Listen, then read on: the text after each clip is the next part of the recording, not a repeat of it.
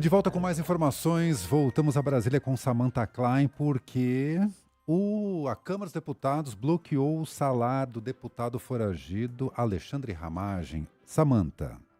Exato, Fernando, Vera, Nadege, a Câmara, portanto, fez esse bloqueio na semana passada, depois que o ministro Alexandre de Moraes, do Supremo Tribunal Federal, fez esta determinação à casa.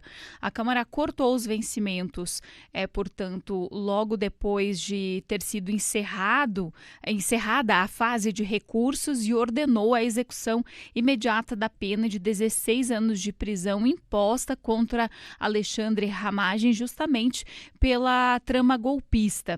Ramagem deixou o Brasil, lembrando, ainda em setembro, no final do julgamento, e está nos Estados Unidos. Ele, inclusive, quando saiu do Brasil, não avisou nem o partido dele, o PL do ex-presidente Jair Bolsonaro. E apesar do salário cortado, o gabinete continua funcionando com cargos comissionados. Algumas pessoas, inclusive, estão ali com salários normais, salários elevados, todos esses que são chamados de secretários parlamentares, que é nada mais do que um CC.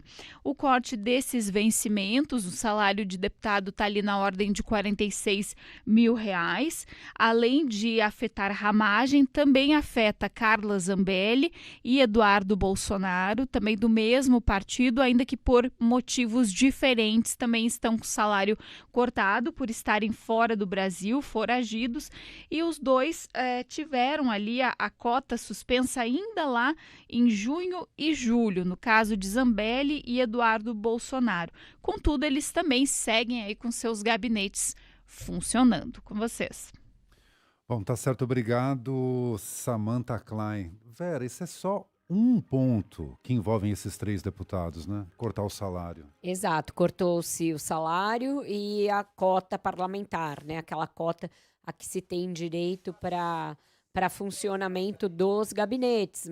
A cota é extra, mas os gabinetes continuam montados e com os seus servidores ali, todos eles nomeados, todos eles lotados nesses gabinetes, portanto, gabinetes que existem de deputados que não estão no exercício do mandato, são 3 deputados do PL, 2 deles condenados pelo Supremo Tribunal Federal e um terceiro que é réu também numa ação no Supremo Tribunal Federal, 2 deles foragidos e uma delas presa.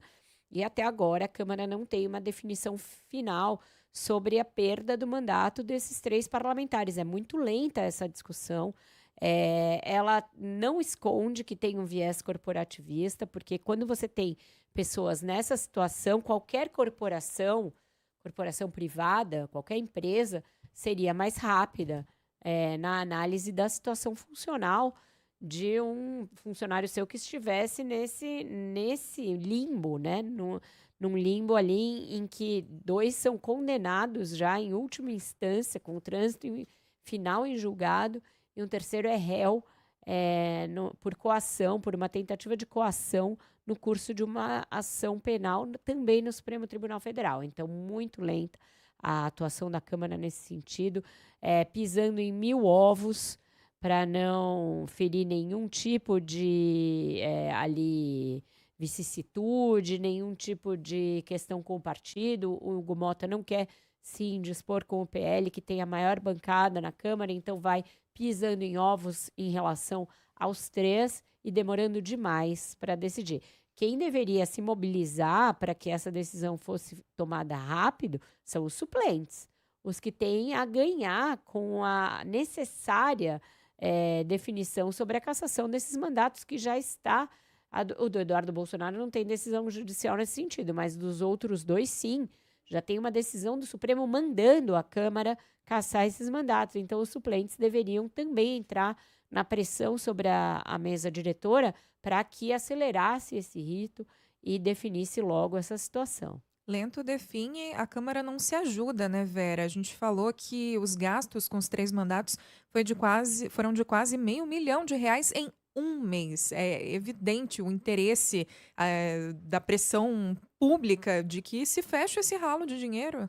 Exato, não vai tudo para o bolso dos deputados, vai uma parte para pagar os servidores, uma parte para pagar esse material, mas claramente são mandatos que não estão trabalhando pelos que os elegeram, né? Por aqueles que os elegeram. Eles não estão votando em questões importantes como de segurança pública, que foi votada recentemente. Eles não estão ali prestando contas àqueles que os elegeram. É por isso que é necessário cessar esse vínculo e chamar para que assumam como deputados que ficaram um pouco, candidatos que ficaram um pouco abaixo ali no coeficiente eleitoral e que, portanto, são suplentes dessas vagas e que seriam os que assumiriam, que vão assumir quando as suas cassações forem efetivadas, concretizadas. Está demorando demais, não é admissível isso, não é aceitável, não tem lógica que explique isso e eu acho que os suplentes precisam entrar na pressão sobre o Hugo Mota, porque aí pelo menos é pressão também vinda da classe política, quem sabe surte algum efeito. Não tem conselho de ética? Esse daí tá demorando mais do que a mesa diretora. No caso do Eduardo Bolsonaro, 2 representações no Conselho de Ética já foram, inclusive, arquivadas, Fernando. Então, se depender do Conselho de Ética, vai demorar mais ainda do que se for uma decisão que vier direto da mesa diretora da casa.